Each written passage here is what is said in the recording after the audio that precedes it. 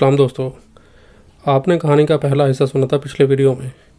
आइए चलते हैं इस कहानी के दूसरे हिस्से की तरफ। अभी एक जॉब फेयर था। मैंने सोचा कि पे रेट अच्छा मिल रहा है, मेरा वहाँ पे भी रेफरेंस था वॉन में। ये रिसेंटली मैं गया था 3 मंथ्स अगो। तो मैं वहाँ पे गया जॉब फेयर पे, सिर्फ 50 पोजीशंस ओपन थी। और ये शिदात भाई के साथ ही मैं गया था जॉब फेयर पे वॉन में। और 50 पोजीशंस थी, जिसमें 3 दिन के जॉब फेयर में ऑलमोस्ट 15,000 कैंडिडेट्स आए थे। 15,000 जॉबलेस बंदे वहाँ पे खड़े हुए थे। और लाइन जो जॉब फेयर के बाहर लगी हुई थी वो ऑलमोस्ट 2 किलोमीटर थी। 2 किलोमीटर में सिर्फ बंदे लाइन बना के खड़े हुए थे। और हमने जब वो लाइन देखी थी तो मैं उस हॉल के अंदर भी नहीं गया। मैंने भाई को बोला यहीं से टर्न ले लें गाड़ी का, और मेरा वही $17 वाली जॉब फिलहाल ठीक है। तो मैं जैसे ही, फिर शिदात भाई ने मुझे घर वापस ड्रॉप किया और मैंने कहा मैं नहीं कर सकता, तो मैं वो वहां से वापस आ गया। लेकिन ये है कि फिर एक बार फिर से मुझे प्रॉपरली मोटिवेट हुआ। मैंने कहा नहीं, खैर है, कोई बात नहीं, लाइन में लगते हैं, किस्मत आजमाते हैं। मैं गया। $22 पर आवर पे वो जॉब मिली थी मुझे। वो भी मेरा एक्सपीरियंस 1 साल का कंप्लीट होने के बाद। तो जब मुझे मेरा नंबर आया, मैंने इंटरव्यू वगैरह किया, सब कुछ रेफरेंस वगैरह दिया, सब कुछ। उसके बाद मुझे उन्होंने जॉब ऑफर लेटर भेजा कि भाई आपके एक्सपीरियंस के ऊपर हमें, एक अच्छी कंपनी में आप ऑलरेडी जॉब कर रहे हैं तो आपका एक्सपीरियंस भी है, आपके पास MHE लाइसेंस है। और ये सब कुछ होने के बावजूद उन्होंने फिर रेफरेंस भी दिया। मैंने इतना कुछ होने के बावजूद मैंने रेफरेंस दिया, तब जाके मुझे वो जॉब मिल रही थी। और वो जॉब थी मेरे घर से, अगर मेरे पास अभी कार नहीं है, और जब वो जॉब मेरे, उस जॉब पे जाने के लिए मुझे यहाँ से 4 बसेस चेंज करनी पड़ती थी। 4 बसेस में मुझे 2.5 आवर, 2.5 घंटे लगते थे, सिर्फ यहाँ से वहाँ जाने में 2.5 घंटे। तो जब मैंने सिर्फ एक हफ्ता वो जॉब की तो मैं सिर्फ ट्रैवल करके थक जाता था। और वहां से आके जब मैं पहुंच जाता था तो मुझे 1.5 किलोमीटर वॉक करके पहुंचना पड़ता था अपनी कंपनी में। कंपनी बहुत अच्छी थी, लेकिन वो $22 अगर दे रहे थे तो वो $22 वाला काम भी ले रहे थे। बहुत टफ काम था, बहुत ज़्यादा हार्ड काम था, और रिस्पॉन्सिबिलिटीज़ काफ़ी ज़्यादा दे रहे थे वो उसमें। तो मैं ये नहीं कहता कि इम्पॉसिबल था, पॉसिबल था, लेकिन इट डजेंट मेक सेंस कि भाई अगर एक बंदा 2.5 घंटे सिर्फ ट्रैवल करने में लगा रहा है। और कनाडा में स्नो पड़ती है, नवंबर में स्टार्ट हो जाती है, अभी नवंबर आ गया है। तो स्नो की वजह से जब मैंने सोचा कि भाई स्नो में तो बसेस बहुत डिले होती हैं, तो मैं जब अंडर प्रोबिशन हूँ 90 डेज में, अगर मैं आगे डिले होता जाएगा मेरा टाइम, मैं अभी प्रोबिशन में ही होता अगर मैं उस जॉब को कंटिन्यू करता, तो अगर मैं अभी कंटिन्यू करता स्नो में, मैं लेट पहुंचता, डेफिनेटली मैं लेट पहुंचता अपने काम पे। और वापस आने के लिए रात की मेरी आफ्टरनून शिफ्ट थी, तो वापस आने के लिए मेरे पास बस कोई नहीं थी वहाँ पे। मैंने सब कुछ चेक किया, एक वीक में मैंने ऑब्जर्व किया, भाई मैं ये मेरे मेरे लिए इम्पॉसिबल था सब कुछ। तो मैंने वो क्विट कर दी वहाँ से, और मैंने अपनी यही जॉब को कंटिन्यू किया। और बहुत हार्ड वर्क करने के बाद, बहुत ज़्यादा स्ट्रगल्स किए मैंने, ऑनेस्टली काम किया है, जिस वजह से मुझे मेरे सारे सुपरवाइजर्स ने सपोर्ट किया। और अब मैं 1 साल के बाद स्टेपल्स कनाडा में एक लीड हैंड की पोजीशन पे हूँ। टीम लीड पोजीशन मुझे मिली है, मेरी प्रमोशन हुई है। और अब मेरा आके पे रेट हुआ है $20 पर आवर, जो कि अगर आप किसी और कंपनी में होते तो एक टीम लीड को ऑलमोस्ट $25 पर आवर मिलती है। लेकिन एक्सपीरियंस बहुत ज़रूरी है कनाडा में। अगर आप कनाडा में आते हैं, सबसे बेसिक जो मेन प्रॉब्लम्स आपको फेस करनी पड़ती हैं, घर ढूंढने के लिए आपका क्रेडिट स्कोर मांगा जाता है। वो ये नहीं पूछते कि भाई आप नए हो या कुछ हो या क्या हो। Credit report is must for you to get anything in Canada. Credit score होना बहुत ज़रूरी है, मेरे पास नहीं था। मैंने TD बैंक में अकाउंट ओपन किया, उन्होंने मुझे क्रेडिट कार्ड नहीं दिया कि आप न्यू कमर हो, आप टेम्परेरी रेजिडेंट हो, हम आपको क्रेडिट कार्ड नहीं दे सकते, हम आप पे ट्रस्ट नहीं कर सकते कि अगर हम आपको क्रेडिट कार्ड देंगे आप यूज़ करके भाग जाओगे। यही चीज़ हुई। फिर उसके बाद मैंने कहा जी कि भाई मैंने सुना है उबर चलाने से तो बारिश शुरू हो जाती है डॉलर्स की। तो मैं भी ट्राई करता हूँ। मैंने अपना लाइसेंस वगैरह का सारा प्रोसेस किया, लाइसेंस लिया मैंने विद इन 1.5 मंथ। मैंने स्टार्ट में ही ले लिया लाइसेंस, अपना एक्सपीरियंस भी डाला। मैंने अपना लाइसेंस लिया, मैंने गाड़ी बुक की, शहजाद भाई लेके गए थे मुझे इधर हुंडई पे।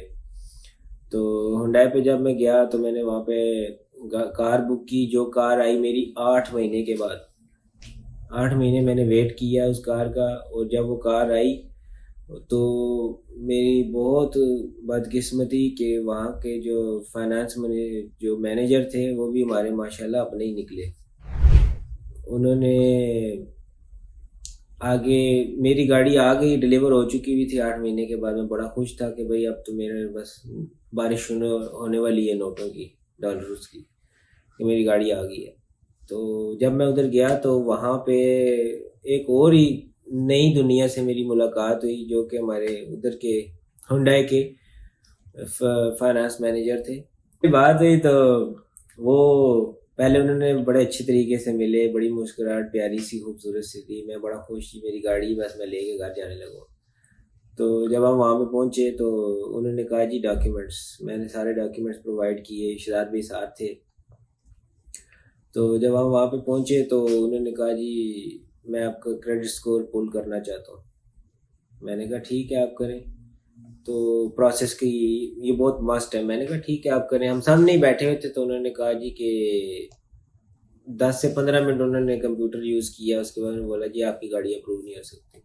मैं 2 कंसर्न रखे हुए थे कि कंसर्न ये था जी कि एक तो आप टेम्परेरी रेजिडेंट हैं वर्क परमिट में, जिसकी वजह से बैंक आप पे ट्रस्ट नहीं कर सकता।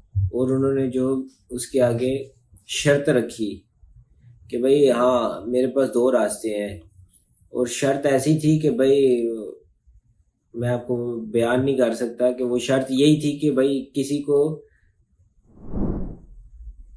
ना करने का एक दूसरा तरीका कह सकते हैं आप उसको। तो उन्होंने बोला जी कि मेरे पास 2 रास्ते हैं, अगर आप उन पे जाते हैं तो ठीक है, हम आपको गाड़ी मिल सकती है। एक तो आप टेम्परेरी रेजिडेंट हैं, बैंक ट्रस्ट नहीं करता टेम्परेरी रेजिडेंट पे। और दूसरी बात ये है कि आपको या तो आप 25% डाउन पेमेंट दें गाड़ी लेने के लिए, जो कि गाड़ी मेरी ऑलमोस्ट $40,000 में पड़ रही थी 7 ईयर के प्लान पे। तो $25% ऑलमोस्ट 10 से $12,000 बन रहा था। उस टाइम मेरे पास इतने पैसे भी नहीं थे, और मैं ऑलरेडी 8 महीने वेट कर चुका था। तो मेरी गाड़ी बुक ही नहीं करनी चाहिए थी अगर मेरी अप्रूव ही नहीं होनी थी।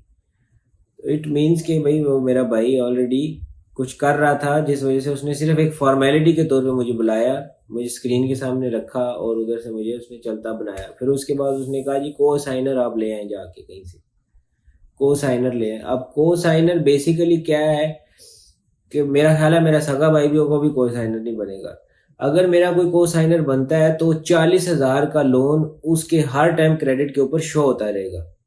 वो कोई भी चीज़ खरीदने जाएगा तो उसके क्रेडिट के ऊपर शो होगा कि भाई ये $40,000 का मकरूज है इस बैंक।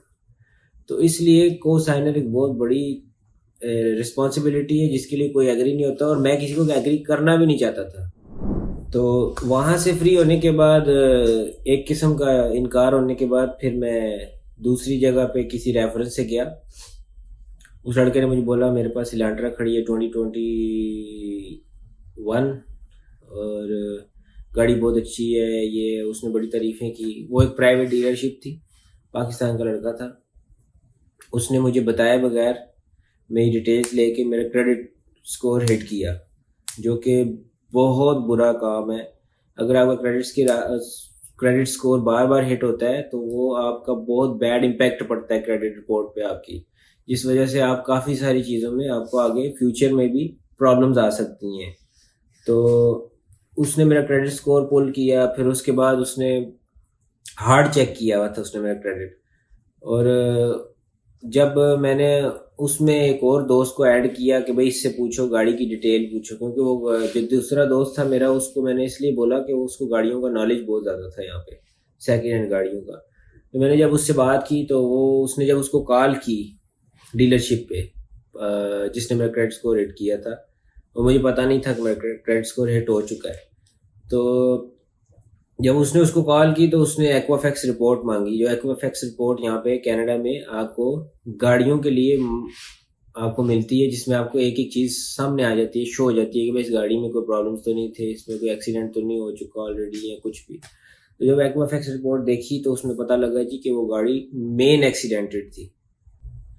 मेन एक्सीडेंटेड गाड़ी वो मुझे दे रहा था बताए बगैर, और उसने मेरा क्रेडिट स्कोर भी हिट किया था बताए बगैर, जिस वजह से मुझे वहाँ से बड़ी डिसअपॉइंट हुआ मैं। फिर उसके बाद डिसअपॉइंटमेंट के बाद मैं चुप करके बैठ गया। तो 1 महीना मैंने वेट किया, मैंने कहा मैं फिर से ट्राई करता हूँ किसी और जगह पे। तो मुझे किसी मेरे नेबर्स हैं, उन्होंने बोला कि भाई आप हमारे कोई फैमिली रिलेटिव्स हैं, आप उनके पास जाएं। तो वहाँ पे जाके होंडा पे होते हैं वो। मैं फिर होंडा पे गया। होंडा पे मैंने जाके पता किया, गाड़ी एक पसंद की, 2019 मॉडल होंडा सिविक एक्स। वो गाड़ी मुझे पसंद आ गई। गाड़ी की प्राइस भी अच्छी थी, $25,000 में मिली थी, और सब कुछ ठीक था। वो भी जी मुझे तकरीबन 99% उन्होंने एग्री किया कि भाई आपका काम हो जाएगा, क्योंकि हम बहुत स्पेशलिस्ट हैं लोन अप्रूव करवाने में। तो बड़ा खुश था, मैंने कहा ठीक है इस बार तो हो ही जाएगा।